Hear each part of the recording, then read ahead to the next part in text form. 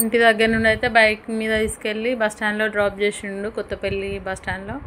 అక్కడ ఒక 10 మినిట్స్ అట్లా వెయిట్ చేసేసరికి బస్ వచ్చింది. మార్నింగ్ అయ్యేసరికి మంచి తొందర బస్సులు అయితే అవైలబుల్ దొరికినాయి. ఇక్కడ నుండి జగిత్యాల బస్ స్టాండ్కి అయినాము. జగిత్యాల బస్ స్టాండ్లో ఒక 10 మినిట్స్ అట్లా కూడా వెయిట్ చేయలేదు, తొందరనే మళ్ళీ ధరంపూరి బస్ అయితే వచ్చింది. ఆ బస్కి అయితే వెళ్ళినాము. చిన్నప్పుడు వీళ్ళని పట్టుకొని పోతే బ్యాగ్ పట్టుకొని పిల్లల్ని పట్టుకొని ఎంత టెన్షన్గా పోయేదో.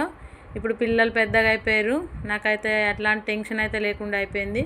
వాళ్ళే బ్యాగ్స్ తీసుకుంటారు, నేనైతే వట్టిగానే పోతా వాళ్ళతోనే. ఇంకా నన్నే వాళ్ళు కేర్ తీసుకుంటారు ఇప్పుడైతే. నాకు బస్సు అయితే పడదు, అట్లా అని నాకు ఎటన్నా వెళ్ళాలంటే భయమయ్యేది. అసలు పిల్లలు చిన్నగా ఉండగా ఎట్లా పోయినో ఎట్లా వచ్చినో తెలియదు. వామిటింగ్ అవుతుంది అని టెన్షన్ అవుతుంది.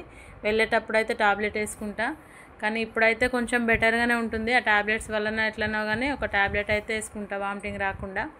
అలాంటి ఫీలింగ్ కూడా ఇట్లా ఏం లేకుండా మంచిగా బస్సులో కూడా సీట్లు మంచిగా దొరికినాయి. పిల్లలు అయితే ఇక మంచిగా ఎంజాయ్ చేసిర్రు. జగిత్యాల నుండి అయితే ధరంపూరి బస్ స్టాండ్కి అయితే వెళ్ళినాము.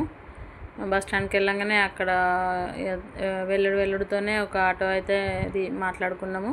ఆటో మాట్లాడుకొని అక్కడ నుండి వెళ్ళి గంగా దగ్గరికి అయితే వెళ్ళినాము, గంగా స్నానానికి.